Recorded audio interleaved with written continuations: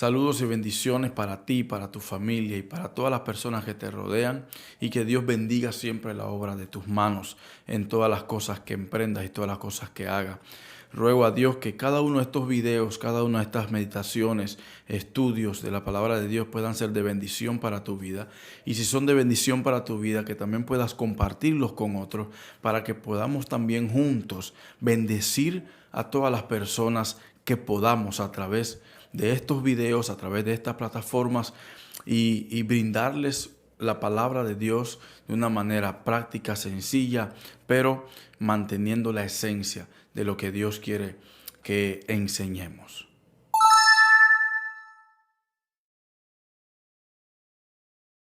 Siguiendo con el relato de las enseñanzas de Jesús, o con el estudio de las enseñanzas de Jesús en el Evangelio de Marcos, recuerden que estamos viendo solamente las enseñanzas de Jesús, enseñanzas directas de Jesús, donde Él se detuvo en un momento, ya sea en una casa, en una barca, en las multitudes, a enseñarle algo a sus discípulos, pero también a las multitudes que le seguían. Y en esta ocasión quiero que vayamos al libro de Marcos, al Evangelio de Marcos, en el capítulo 1, versículo 35 al 39, porque hay algo muy interesante que Dios quiere que atesoremos en nuestro corazón. Hay algo que Dios tiene muy especial con el ejemplo de Jesús, tiene algo muy especial para nosotros. La palabra de Dios en estos momentos. Así que quiero que me acompañes aquí en Marcos capítulo 1, versículo 35 al versículo 39. Versículo 35 dice: levantándose muy de mañana, siendo aún muy oscuro, salió y se fue a un lugar desierto y allí oraba. Y le buscó Simón y los que con él estaban, y hallándole le dijeron: todos te buscan. Él les dijo: vamos a los lugares vecinos para que predique también allí, porque para esto he venido. Y dice el versículo 39, y predicaba en las sinagogas de ellos en toda Galilea, y echaba fuera los demonios. Este texto es algo interesante porque nos muestra cómo Jesús toma su tiempo para apartarse y tener esa comunicación, esa intimidad, esa comunión con el Padre. Porque en medio de esa intimidad y todo el relato de Jesús, todas las cosas que Él enseñaba a sus discípulos, una de las cosas que podemos ver constantemente era cómo Jesús le recalcaba a sus discípulos y a todas las multitudes que le seguían, todas las personas que le seguían, era el tener o mantener una vida de oración. Llevar consigo siempre presente que debían tener esa comunicación, esa comunión, esa intimidad con el Padre siempre. Y, ¿sabes? En medio de esa enseñanza, Jesús nos está mostrando que aún cuando hacemos oraciones por muchas cosas, ya sea para agradecerle a Él por algo específico, o para pedirle algo, o para exaltar su nombre, o para por alguna necesidad X que tengamos, sea cual sea la oración que tengamos, una de las cosas que nos enseña este texto y muchos otros es que no hay algo más preciado para Dios. No hay una oración más digna de ser escuchada por Dios que una oración que se interese por la misión de Dios. Pero no solamente que se interese por la misión de Dios, sino una oración donde estemos interesados en involucrarnos en la misión de Dios.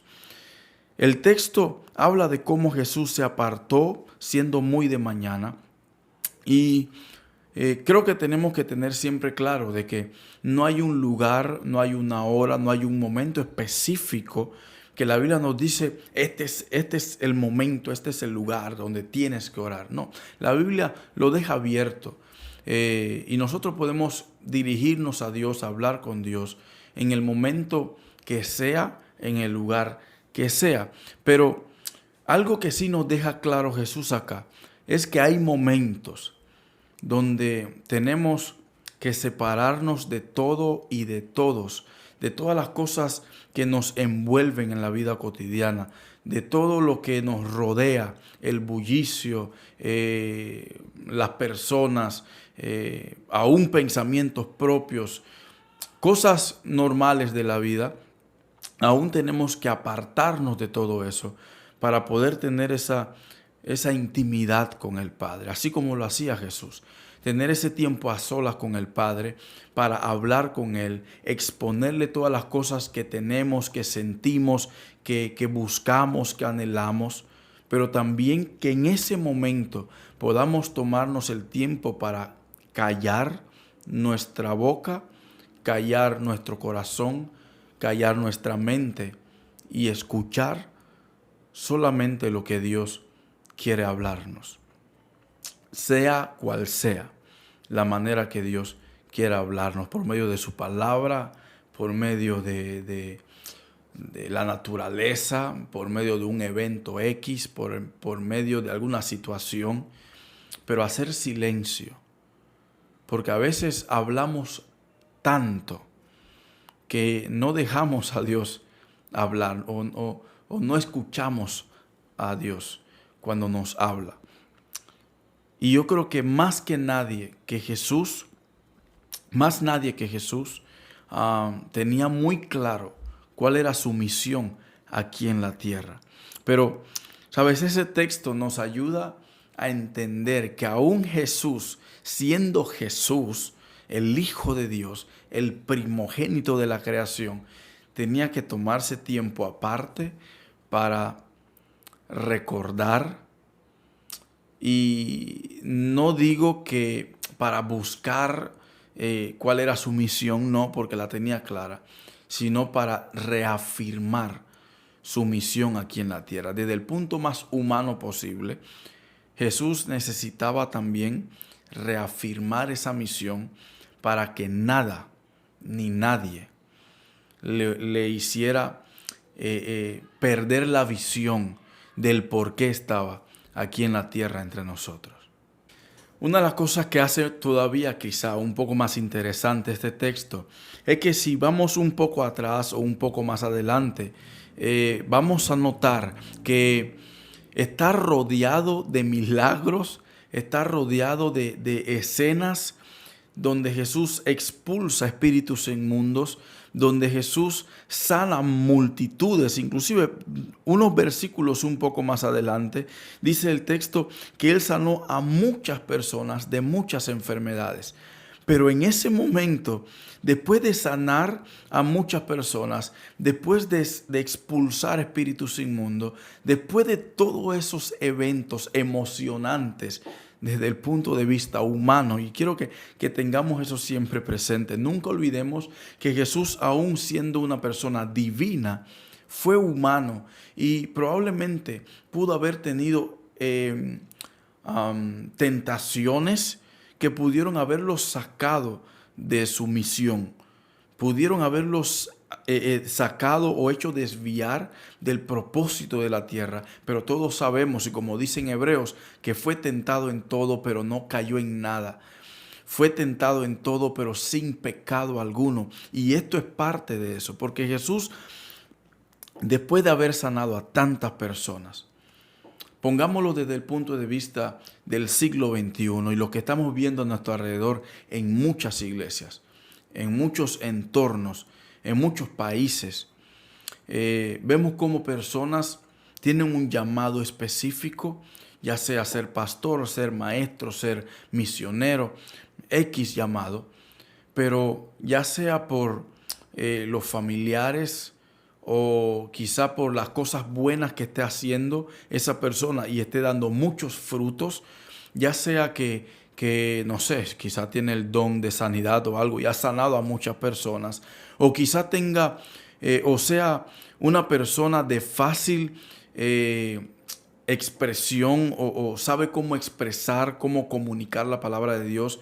de manera directa, práctica y que esté dando resultados su predicación.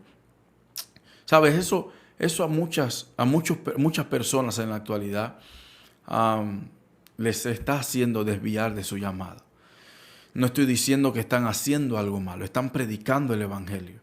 Pero llega un momento donde el ego personal se sube y que si yo veo que estoy sanando muchas personas, si yo veo que estoy predicando y predicando y se convierte en multitudes y levanto un templo donde tengo miles de miembros, cientos de asistentes cada domingo, cada día de semana, eso hay que tener mucho cuidado, porque puede hacernos desviar del llamado, del propósito, de la asignación que Dios puso en nuestras manos. Y eso es lo que Jesús nos deja claro en este texto, porque Jesús, en medio de todos esos relatos, Él busca un momento para apartarse, orar al Padre y reafirmar ese llamado que Dios le había hecho o por el cual Dios le había enviado aquí a la tierra.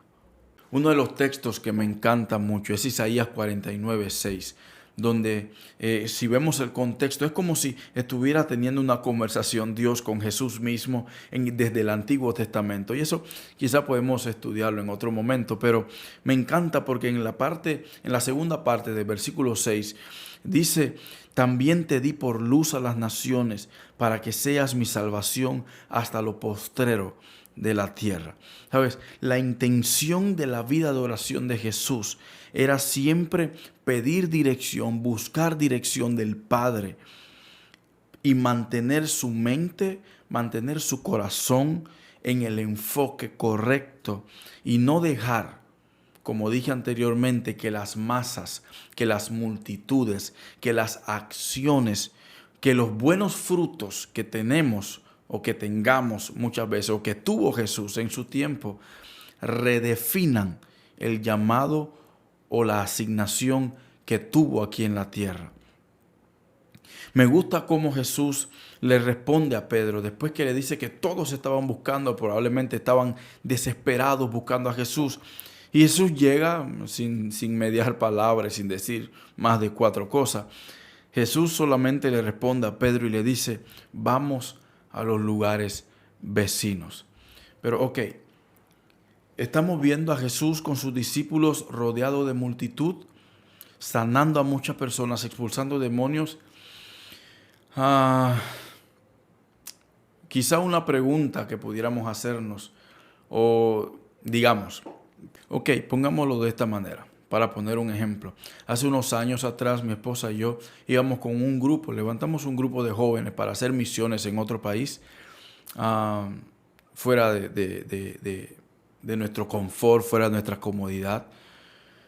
Y una persona se nos acercó y nos preguntó si realmente era necesario salir de Panamá para ir a otro país a predicar el evangelio.